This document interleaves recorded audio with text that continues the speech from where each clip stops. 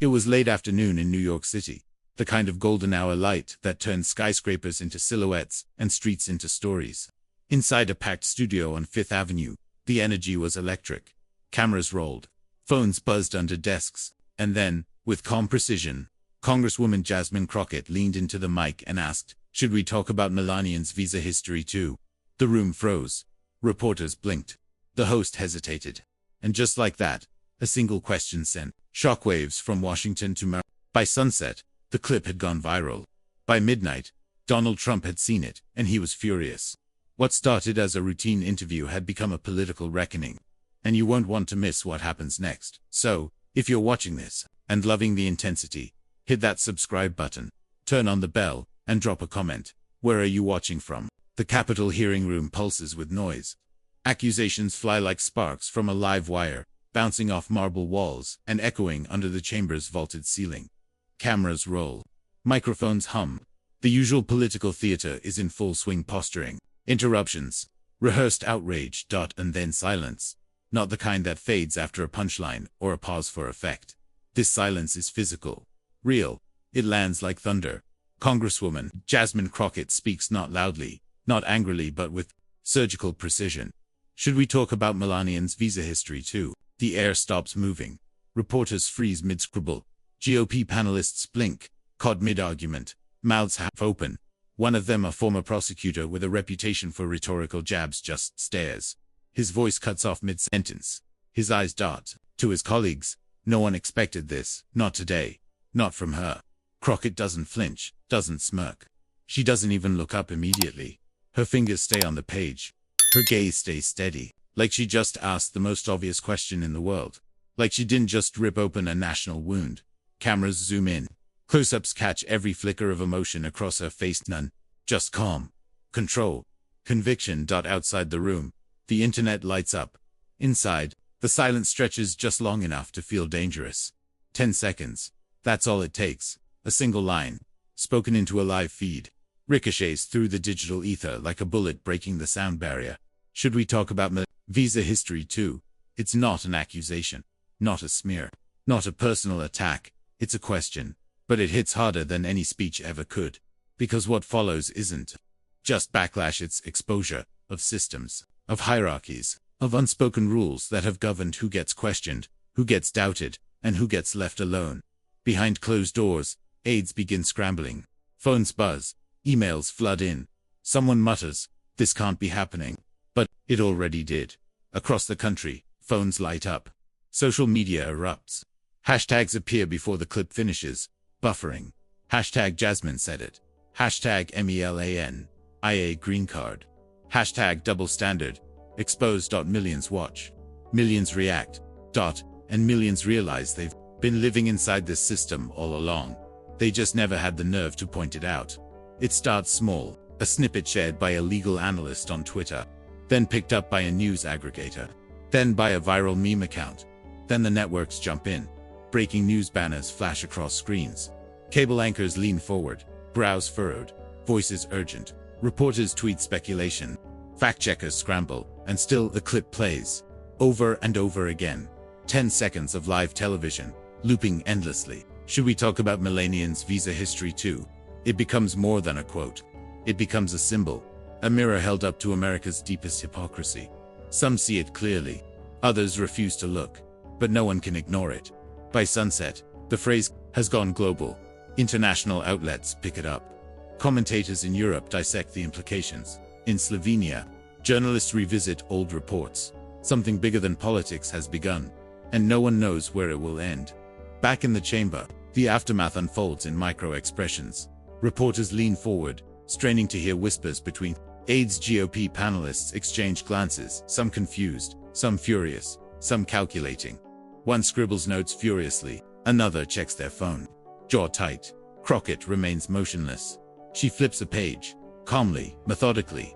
Her eyes don't leave the text. She knew this would happen. She just didn't expect it to hit this hard, this fast around her. The machinery of outrage begins turning. The wheels are spinning before the hearing even ends. Someone mouths something to another panelist. Another looks at the clock. Time feels irrelevant now. History just happened, and they're watching it unfold. Before the Hearing concludes. Headlines begin forming. Democrat attacks former First Lady. Did Crockett just suggest deporting Melania? Immigration becomes political weapon. The framing is clear before the facts are even verified. Conservative networks run segments within hours. Anchors read statements with barely veiled fury. Guests call for apologies, condemnations, resignations. Social media amplifies the loudest voices first. This is disgusting. She should be ashamed. She's attacking a woman who married into power, not earned it. But few have seen the full clip. Fewer still understand the context. Still, the narrative forms like smoke fast, thick, suffocating, and somewhere unseen but inevitable. Donald Trump sees the headline. He doesn't read the transcript. He doesn't need to. His response comes swiftly, all caps. No nuance. Just rage. Outside the hearing room, the storm builds. Inside, Crockett closes her folder. She stands smoothly, deliberately. Her heels click against the marble floor. No rush, no hesitation. Reporters call out questions. She doesn't stop. Aides fall into step behind her. She walks past the cameras, past the chaos, past the outrage. She knows what's coming. She also knows she didn't lie, didn't twist, didn't attack. She simply asked a question, and now the world must answer it. She learned early how to speak truth in rooms that didn't want to hear it. Jasmine Crockett grew up in a world where justice was not guaranteed, only fought for. She didn't wait for the system to grant her a voice. She took one. In courtrooms across Dallas, she defended mothers fighting to keep custody of their children. Teenagers pulled over for crimes they didn't commit, and men judged not by evidence, but by accent, name, or skin color. Her courtroom was never fair, but she made sure it hurt her. She stood before judges who tried to cut her off mid-argument, prosecutors who smirked at her clients' names, and juries who looked at her like she was an inconvenience rather than a lawyer. But she never backed down. One case stuck with her. A quiet kid, barely 19, arrested over possession from a traffic stop that should never have happened. No violence, no record.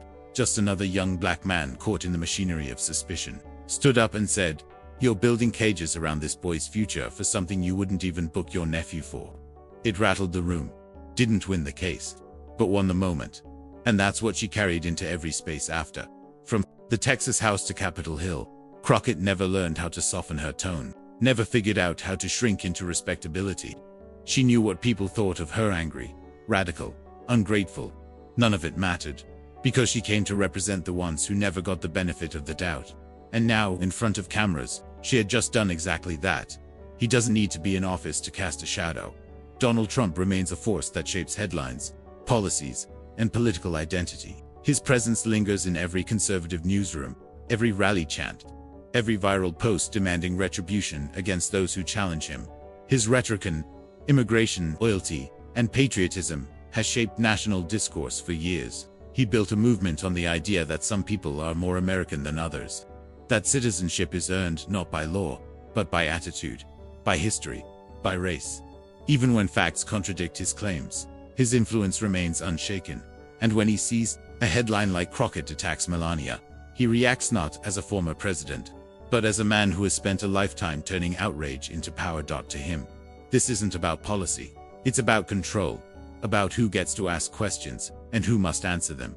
She arrived in America as a model from Slovenia, spoke with an accent that made her exotic, not foreign. Her path from runway to First Lady was framed as elegance, poise, and success.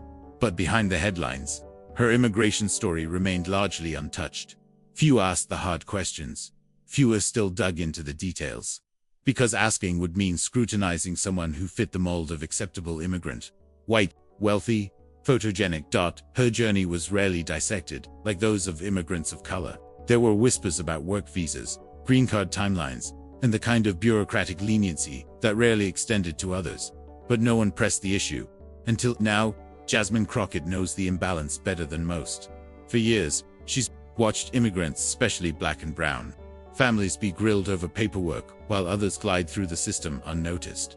She's seen it in courtrooms, in detention centers, in the way media frames stories calling some dreamers, others illegals. She's lived it, and now, in front of cameras, she called it out. Not as a smear, not as a personal attack, just a fact, one that others had avoided asking, let alone answering. The reaction starts before the hearing ends. Inside Trump's inner circle, phones buzz. Emails flood in. Aides draft statements. Conservative networks prepare segments. They know what's coming. This isn't just politics, it's war. The machinery of retaliation turns fast. Someone mutters, "This can't be happening." Another checks their phone, jaw tight. They don't need to see the full clip. They already know the narrative. Crockett attacked Melania, and they'll make sure the public believes it. Back in her office, Crockett's team moves quickly. They don't panic. They expect this. They've seen the pattern before. Twist the words, frame the enemy, drown out the truth. But they also know something the rest of the world doesn't yet realize. The truth is on their side. They begin preparing a response with outrage, but with clarity. They release the full unedited video. No commentary, no spin, just the footage. Millions watch. Millions dissect. Millions ask, did she really lie? Did she even insult Melania? Or did she just ask a question everyone else was afraid to voice? Before the hearing ends, the first post hits Truth Social. All caps, no nuance. Just rage. Trump demands Crockett apologize. Calls her unpatriotic. Paints her as an enemy of the country. Doesn't read the full transcript. Doesn't watch the entire clip. He sees the headline and he reacts. Furiously, publicly, in all caps. By sunset, Jasmine Crockett's name is trending for all the wrong reasons, but the damage control has already begun, and the truth is starting to spread. No spin, no commentary, just the footage. Crockett's team uploads the full unedited video of the hearing to her official YouTube channel. No flashy intro, no dramatic music, just raw, uninterrupted truth. Millions watch and realize the headlines. Lead. The clip shows Crockett sitting calmly, flipping through her notes, speaking with precision and restraint. She never raises her voice, never attacks, never accuses. She simply asks a question, a fair one that had gone unasked for too long. People begin sharing the video across platforms. On TikTok, students overlay captions like "This is what integrity sounds like." On Reddit, legal professionals dissect every word. On Twitter, journalists tag the original misleading headlines with corrections. The narrative begins to shift not in sweeping waves, but in quiet ripples. Because once people see the full context, they can't unsee it. And once they hear her speak, they start listening. Lawyers take notice. Immigration attorneys begin analyzing the timeline. Fact-checkers dive into old filings. They're not looking for dirt. They're following the facts. Quiet whispers become louder questions. Was Melania Trump's immigration path really as clean as the media painted it? Old documents surface. Visa applications from the early 2000s. Green card petitions. Sponsorship letters. Some details don't add up. Not enough for a scandal, but enough to poke at a carefully curated image. Legal analysts appear on cable news segments, offering cautious takes. One says, there are inconsistencies. Not illegal, but certainly unusual. Another adds, if these same discrepancies appeared in a standard case, there would have been delays, maybe even denials. The conversation isn't about deportation anymore, it's about fairness. And now, the law itself is being questioned. In Mesa, Arizona, a small demonstration planned around immigration enforcement turns into something bigger. Organizers adjust their messaging overnight. Signs appear. If she gets to stay, so should my dad. Others read, same rules, same rights. Chants rise above the crowd. People chant names, stories, dates. A mother holds a photo of her son, detained over a clerical error. A veteran stands silently, holding a sign that reads, I served. Still not good enough. The protest swells quickly, not in numbers, but in emotion. What began as a local demonstration becomes a national symbol. And then, it goes viral. Hashtags explode. Hashtag #IamJasmine. Trends globally. Young immigrants share stories of being interrogated over paperwork. Parents recount deportations over minor errors. Students write open letters questioning why some people get second chances while others get ICE. Holds. One post reads, my mom was nearly deported over a typo, but Melania got her visa renewed. How many times? Another writes, they ask me where I'm really from, but no one ever asked her. Social media becomes more than a battleground. It becomes a reckoning. People aren't just reacting to Crockett's words. They're responding to years of frustration. Years of being treated like suspects instead of citizens. And now they're finding their voice. An anonymous number appears on Crockett's secure line. Her chief of staff answers, then hands the phone over. On the other end, A woman with a calm voice. Careful tone. She identifies herself as a former aide to Melania Trump. I've seen things, she says. Things that need to be said. She doesn't name names. Doesn't sensationalize. But she hints at something deeper. Something that could change everything. The call ends with a promise. I'll come forward. When the time is right. Behind closed doors, Crockett's team scrambles. This isn't just speculation anymore. This is inside knowledge. And when the moment comes, it will hit harder than any headline ever could. She steps into the interview room without hesitation. No podium, no script, just 2 chairs, a camera, and millions watching. Reporters try to corner her, frame her as divisive, accuse her of playing politics. She doesn't bite. Instead, she explains, with clarity, with control. She talks about consistency, about fairness, about the system that interrogates some, while shielding others. When asked if she expected the backlash, she smiles faintly. I expected discomfort. I didn't expect distortion. Her calm demeanor disarms the interviewers trained to provoke outrage. She doesn't shout, doesn't deflect, just speaks, and the world listens. Moderate voices begin shifting privately. Some conservative commentators admit off the record that Crockett didn't lie, that the outrage was manufactured, that the story wasn't about immigration policy, it was about perception. One radio host, known for his hardline rhetoric, softens his tone during a live segment. Look, I still think her delivery was confrontational, but maybe there's a double standard worth discussing. It's not an apology, but it's a crack. And once that crack forms, the wall starts to crumble, because if even one person on the other side acknowledges the truth, it means the truth is spreading. Reports surface. One from the Austin Ledger confirms discrepancies in Melania's H-1B visa timeline. Another piece compares her case to thousands denied for similar infractions. Nothing definitive, no smoking gun, but smoke nonetheless. Fact published deep dives. Immigration attorneys weigh in, journalists revisit old interviews, and the pattern becomes undeniable. Melania Trump's immigration history was never fully examined until now, and now the public is asking uncomfortable questions, questions that won't go away. European outlets pick up the debate. Slovenian journalists quietly compare lines. Australian reporters draw parallels to their own immigration policies. Commentators in London, Berlin, and Toronto dissect the implications. Is this just an American issue, or is it part of a global trend where power dictates who gets scrutinized and who gets protected? One European analyst puts it plainly. We've built systems that favor the powerful, and we pretend it's merit, not privilege. The story spreads. Beyond borders. Beyond politics. Now, it's about justice. And for the first time, the world is watching. The podcast begins with no fanfare, no teaser, no hype. Just Sonia Lavelle's voice, calm, deliberate, and unmistakably real. She worked for Melania Trump for years, not as a spokesperson, not as a political strategist.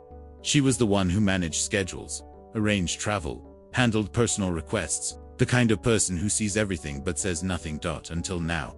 I never thought I'd be doing this, she says. But what happened to Jasmine Crockett this week made me feel like silence was complicity. Her words land like a stone dropped into still water. She talks about behind-the-scenes moments, small things that once seemed insignificant, but in hindsight, told a story. There were always questions. She continues. About the visa timelines, about the work history. I remember once back in 2001, Melania got really nervous after a magazine asked her about her modeling days before her green card came through. She said, I don't want people going through my papers. And I remember thinking, why would they? The host leans in. Are you saying she admitted she wasn't legal at some point? Sonia pauses. I'm saying the timeline doesn't add up. And we all knew it didn't, but no one wanted to be the one to say it out loud. That line echoes across the internet within hours. By morning, it's everywhere, and suddenly, the conversation isn't just about politics anymore. It's about truth. A folder lands on a desk in Washington. Scanned documents, old immigration filings, correspondence, notes from early visa applications. Not forged, not doctored. Verified. One letter stands out, a request for reconsideration, mentioning freelance work performed before official work. Authorization was approved. It's not enough for a scandal, but it's enough to poke at something the public had never questioned too deeply. Jasmine Crockett reads the file twice, then sits back. You've verified this? Yes. Quietly. I had to triple check it. I've been sitting on it for weeks. Why give it to me? Because you didn't lie. And because you're the only one saying the quiet part out loud. The wheels begin turning. Carefully, strategically. Because when smoke starts rising, people look for fire. And this time they might find it. Reports surface. One from the Austin Ledger confirms inconsistencies in Melania's H-1B visa timeline. Another piece compares her case to thousands denied for similar infractions. Nothing definitive. No smoking gun. But undeniable smoke. Fact-checkers publish deep dives. Immigration attorneys weigh in. Journalists revisit old interviews. And the pattern becomes impossible to ignore. Melania Trump's immigration history was never fully examined. Until now, and now. The public is asking uncomfortable questions. Questions that won't go away. A statement hits the wire. Short. Vague. Dismissing the claims as fake news. No nuance. No detail. Just a wall. But the damage is done. The public is watching. And they're no longer interested in spin. They want facts. And the Trump camp has none to offer. Only deflection, which only fuels speculation. She doesn't wait for headlines, she acts. Crockett introduces an amendment requiring full transparency in high-profile immigration cases. No sealed files. No loopholes. No double standards. It's not flashy legislation. No grand speeches. No press conferences. Just policy. Quiet, relentless progress. And for the first time, powerful figures realize they can no longer operate in the shadows. Because now, every application will be reviewed under the same light. She sits across from Maya, reading on Truth's seat. No podium, no staff, just two women and millions watching. Reading leans forward. Congresswoman, did you expect this kind of reaction? Crockett smiles faintly. I expected discomfort. I didn't expect distortion. She speaks without anger, without hesitation, about fairness, about consistency, about the system that interrogates some while shielding others. If we are truly one country under the law, then we shouldn't need reminders that some people's paperwork gets handled more gently than others. The line reverberates. Millions watch. Millions dissect. Millions shared out. And for the first time, Crockett isn't just speaking to Congress. She's speaking to the country, and the country is listening. The clip spreads instantly. Over 4 million views in 48 hours. Clips reposted across platforms with captions like, "Volume doesn't equal truth. This is what integrity sounds like." She didn't shout, she just told the truth. Social media shifts again, not in outrage, but in reflection. People aren't just reacting to Crockett.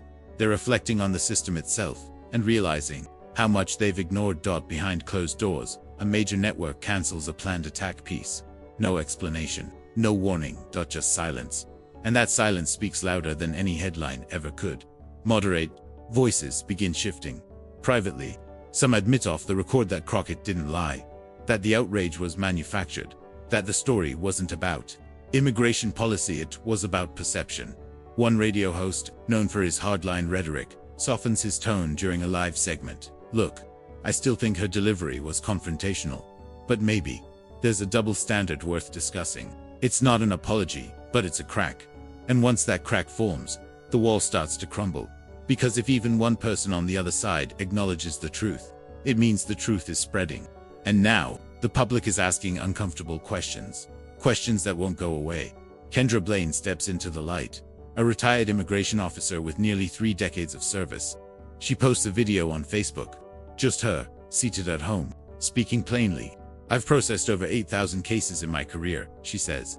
If any of those folks had Melania's discrepancies on file, they would have been denied or flagged for review. She doesn't raise her voice. Doesn't accuse, just states facts. Within 48 hours, the post hits the conversation, spreads beyond headlines. In Shreveport, Louisiana, a town hall meeting meant to discuss school budgets turns into an impromptu forum on immigration fairness. A mother in the back raises her hand. I've watched my brother-in-law get detained over a missed signature, she says. But no one questions how others got here. A veteran speaks next, then a high school teacher, then a local pastor. Across the country, it's the same story. In Lincoln, Nebraska, a debate club coach shows the clip in class. Students dissect every word. Was she wrong? He asks. Silence. Then a quiet voice from the back. No, she just asked what everyone else was thinking. In Phoenix, a community center hosts a panel titled Fairness or Favoritism. The room is packed. People line the walls, And in Birmingham, Alabama, a college professor pauses mid-lecture. "Let's talk about this," she says. "Why does this make people uncomfortable?" The answer isn't simple, but it starts with truth. Europe watches closely. In Slovenia, journalists revisit old reports. They compare timelines, cross-reference interviews, revisit footage of Melania modeling in Milan before her move to New York. One headline reads, "Did America's First Lady follow the same rules as everyone else?" In Australia, commentators draw parallels to their own visa policies. "We've built systems that favor the powerful," says a political analyst on Sky News Australia, "and we pretend it's merit, not privilege." In London, a British columnist writes, "This isn't just an American issue. It's a global pattern where power dictates who gets scrutinized and who gets protected. The ripple effect is undeniable. What began as a single question in a Washington hearing room now echoes across continents. And for the first time, the world isn't just watching America, it's questioning it," reports surface. One from the Austin Ledger confirms discrepancies in Milan H-1B visa timeline. Another piece compares her case, 2000s denied for similar infractions. Nothing definitive. No smoking gun. But smoke nonetheless. Fact-checkers publish deep dives. Immigration attorneys weigh in. Journalists revisit old interviews, and the pattern becomes impossible to ignore. Melania Trump's immigration history was never fully examined, until now. 2 million views. People comment in droves. This is what integrity sounds like. She didn't attack anyone. She just told the truth. So if you're poor, brown, or unknown, you're screwed. The video goes viral not because of outrage, but because of recognition. People finally see the system for what it is, and they don't like what they see. Public faith in immigration enforcement erodes. Not overnight. Not all at once, but steadily. People begin questioning, not just who gets protected, but why. At a protest in Mesa, Arizona, a sign reads, "Same rules, same rights." Another, "If she gets to stay, so should my dad." Chants rise above the noise. Parents recount deportations over minor paperwork errors. Students write open letters questioning why some people get second chances, while others get ice holds. And behind closed doors. Internal memos circulate within Homeland Security. Officials scramble to assess damage, because the real crisis isn't legal, it's credibility, and once lost, trust is nearly impossible to regain. #Same Standard gains traction. Inspired by Crockett's words, the movement pushes for equal application of immigration law, regardless of wealth or fame. Founded by a coalition of immigrant advocacy groups, the campaign launches quietly but grows fast. Its mission is clear: if one group has to follow the rules, then everyone should. Posters appear in community centers. Hashtags trend globally. Celebrities endorse it without fanfare. Even corporate diversity initiatives begin referencing it. And Crockett, she doesn't take credit, doesn't tweet about it. She just keeps showing up, because the point was never attention. It was accountability. She's no longer just a congresswoman. She's a voice for millions, tired of being treated like suspects instead of citizens. Young immigrants tag her in posts. Veterans quote her interviews. Teachers use her speeches in civics classes. Her approval ratings climb not among hardline partisans, but among independents, young voters, and immigrants tired of being treated like criminals.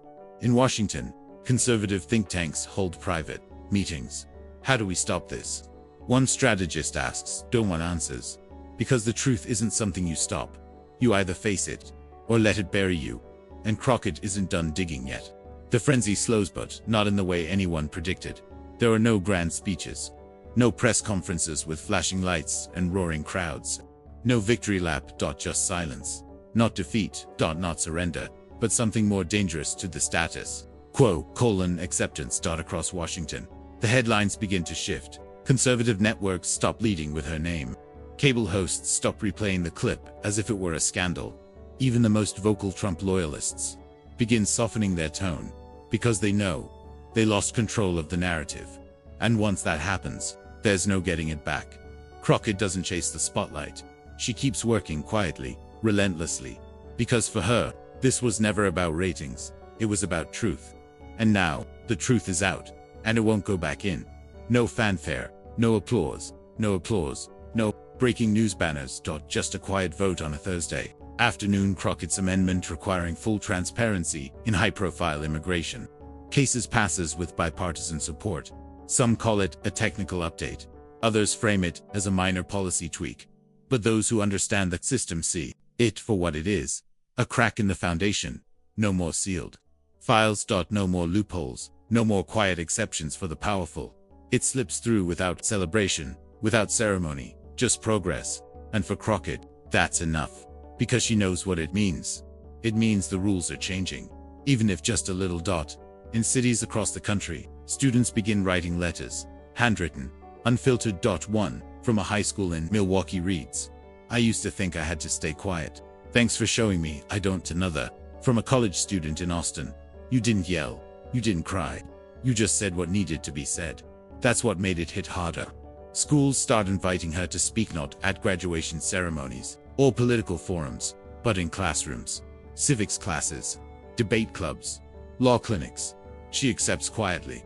No media fanfare, no entourage, just her, a microphone, and a room full of young minds watching someone stand up and say what others wouldn't. And every time she steps into one of those rooms, she sees herself reflected in their eyes. A girl once told she spoke too loudly, now shaping the next generation. The loudest voices retreat. Some disappear from airwaves altogether. Others soften their messaging. One syndicated host, known for his fiery rhetoric, pauses mid-segment. "Look, I still think her delivery was confrontational," he says carefully. "But maybe there's a double standard worth discussing. It's not an apology, but it's a shift. And shifts, once started, can become tides." Behind closed doors, internal memos circulate among conservative strategists. How do we win back moderates? How do we address the growing distrust in institutions? How do we handle a woman who speaks with clarity instead of outrage? No one has a good answer, because the playbook doesn't work anymore, because truth doesn't bend to spin. From fear to fairness, from division to accountability, Americans begin asking a simple question: why do some get the benefit of the doubt, others never do? It starts in town halls, in community centers, in classrooms where teachers pause mid-lesson to ask, "Does anyone else feel like we've been taught to assume guilt before innocence?" It spreads online. Under hashtags like #SameStandard. People share stories of being questioned over accents, last names, birthplaces, of being treated like suspects instead of citizens. And slowly, a new awareness takes root, that the system wasn't broken, it was built this way. And now, people are starting to demand something different. Late at night, after another long day, she opens her laptop. A message waits. From her mother. Short, simple. Truth doesn't always come out clean. Sometimes it comes out with bruises, but it still comes out. She reads it twice, then closes the laptop. And walks out. Because she knows the truth, and so does the world. What happened wasn't just politics, it was a reckoning. A moment when one person dared to hold up a mirror and the world couldn't look away, because it wasn't about immigration. Not really. It was about who gets questioned, who gets believed, and who gets left unchallenged. The hearing room in Washington had been filled with noise, rhetorical grenades, lobbed across partisan lines, rehearsed outrage, performative patriotism, and then, one voice cut through it all. Not loud, not angry, just clear. "Should we talk about Melania's visa history too?" That line didn't land like an attack, it landed like truth. And once it hit, nothing could bury it. Because what Crockett said wasn't new. It was overdue, and that's what made it dangerous. Because silence had always protected the powerful. Now, for the first time in years, silence was breaking. Across continents, people watched. In Slovenia, journalists revisited old reports. In Australia, commentators drew comparisons to their own immigration policies. In London, analysts dissected the implications. This wasn't just America's reckoning. It was the world watching a system unravel under its own contradictions. And no one, not politicians, not pundits, not even those who built careers on stopped the questions from spreading. She never asked for this. No campaign rally speeches, no viral no grand declarations of victory. She stepped into the spotlight. Because no one else would. Because she knew what it meant to speak plainly, in a place that runs on polished lies and handshakes. Knew that a black woman in power who didn't soften her tone or shrank into respectability was always going to be labeled angry, radical, ungrateful. But she wasn't new to any of it. Before Congress, she stood in courtrooms where accents, names, and skin color mattered more than facts. She defended mothers fighting to keep custody of their children. Teenagers pulled over for things that never made sense. Men judged not by evidence, but by where they were born. And still, she spoke calmly, precisely with receipts, because she wasn't improvising. She was refusing to let one more lie about loyalty go unchecked. And that changed everything. It was the fact that no one had ever asked the question before. Not in public, not with cameras rolling, not with consequences. Melania Trump's immigration path had always been murky. Modeling visas, green card timelines, sponsor signatures, questions whispered behind closed doors, but never spoken aloud, never demanded answers. Until now. Because Crockett didn't come to fight a person. She came to expose a pattern, one that stretched far beyond Capitol Hill, far beyond one administration. It was the same pattern seen in border checkpoints, in deportation courts, in classrooms where students were asked where they were really from. And every time, the rules bent for some and broke others. So when she asked her question, she wasn't attacking anyone. She was simply demanding fairness. And suddenly, the world saw what had always been hidden in plain sight. Sometimes the loudest revolutions begin with the quietest truths.